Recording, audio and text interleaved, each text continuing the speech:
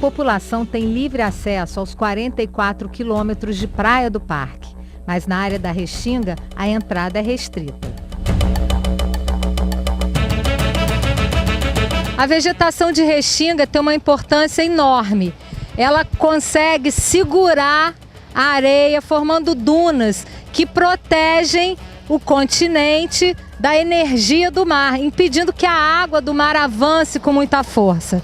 E a gente observa que bem na beira da praia, uma vegetação mais rasteira, mais para dentro, pequenos arbustos, e lá no fundo já temos árvores formando uma pequena mata um pouco mais fechada.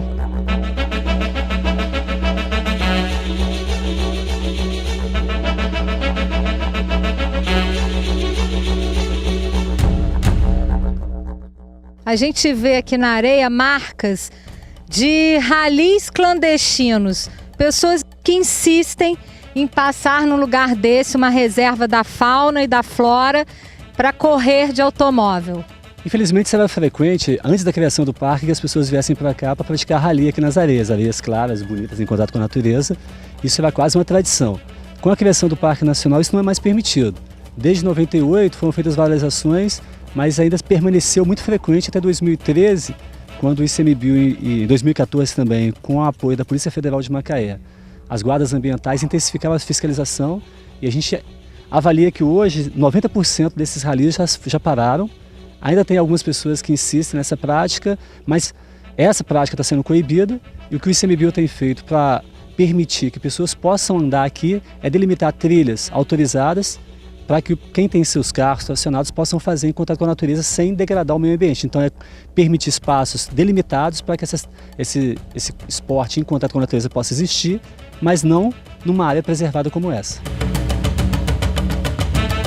Transitar em áreas não previstas aqui, como essa é uma área não prevista, o infrator está sujeito a multas que vão de R$500 a R$10.000. Isso é uma multa administrativa. A sanção criminal vai ser imposta caso fique constatado que o ato dele de transitar aqui causou algum dano ao meio ambiente, alguma área preservada, alguma pesquisa ter sido danificada, aí caracteriza o crime ambiental e o infrator é encaminhado ao delegado de Polícia Federal para as providências cabíveis.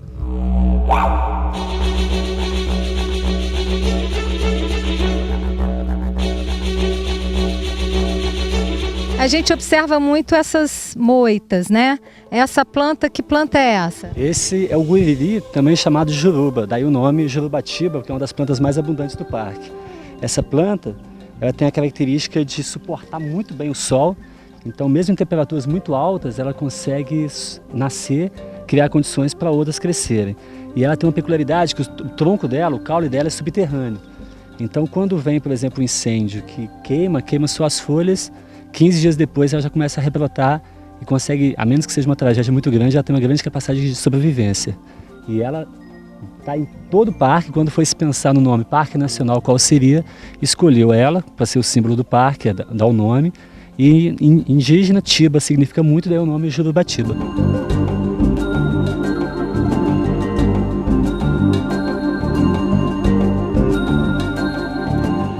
No caminho não podemos deixar de parar para observar a Lagoa Comprida.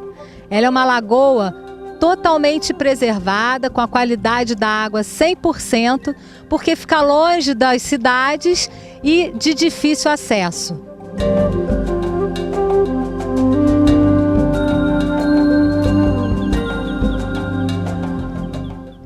A água aqui é meio escura, cor de chá. Mas isso é devido ao ácido úmico que escorre da vegetação do entorno quando chove.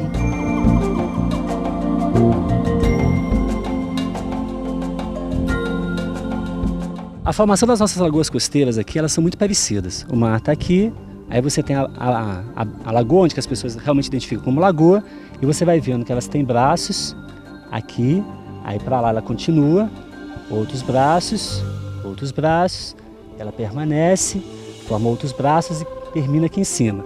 Então, hoje o mar, a praia é aqui. Num passado mais distante, a gente está falando em termos geológicos até curto, 20, 30 mil anos, o mar já esteve aqui. Nesses avanços do mar, a praia estava lá em cima. Quando o mar regride, que ele volta, ele volta para cá, esse espaço entre uma barra de areia e a outra forma uma depressão onde a água se acumula. Então você tem água aqui. Mais um recuo, que recentemente o mar tem recuado. Ele recuou mais uma vez, nova formação, nova depressão, acumula-se água, você tem nova água. E aqui a gente tem entre o quê? Entre os cordões arenosos. Mais um recuo, o mar está aqui, a gente tem o quê? Essa região ocupada por água e aqui a gente tem um cordão. Então nesse lugar que a gente está na Restinga, ali se você observar, outra Restinga, lá outra Restinga. Então, olhando de cima, isso é exatamente uma prova dos avanços, da transgressão e regressão do mar ao longo do tempo.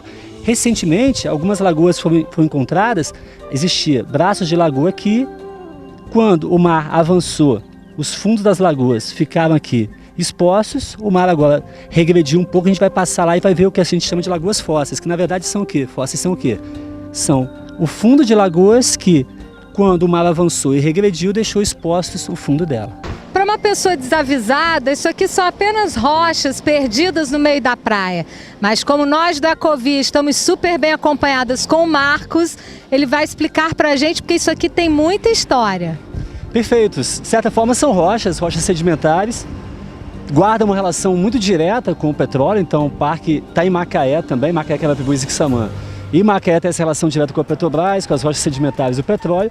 Aqui são rochas que um dia foram fundo de uma lagoa. Se voltássemos no tempo, até pouco tempo atrás, a praia estaria ali na frente, aqui seria Restinga em volta e isso aqui seria uma lagoa. Agora, o mar avançando sobre a lagoa, ele expõe a água, vai embora para o mar, porque ele rompe a barra que separava a lagoa do mar, e aí você tem aqui o quê? O fundo da lagoa antiga. Isso para nós é importante ser mostrado porque mostra a formação sedimentar geológica do parque e a relação que ele tem com toda a atividade petrolífera aqui em volta.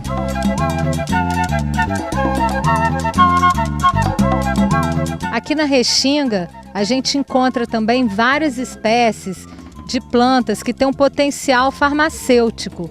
Entre elas, o papel higiênico. Como é que é o nome? Esse é o papel higiênico das Índias. Tem esse nome sugestivo, é uma folha macia e que, embora tenha essa parte curiosa, é uma das plantas que tem sido pesquisadas para fins farmacêuticos. O papel higiênico, a clúzia, a quixaba e diversas outras plantas da Restinga são pesquisadas pela Universidade Federal Fluminense para medicamentos muito importantes.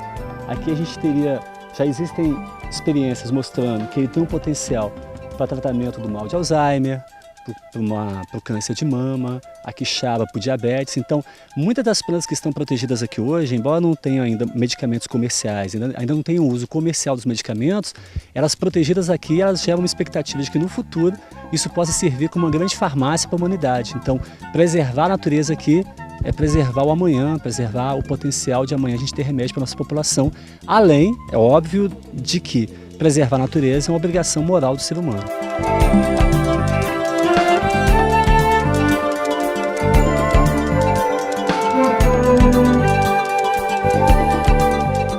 O Ecovia termina aqui, diretamente da maior restinga preservada do Brasil que você teve o prazer de conhecer com a gente. Até o próximo programa.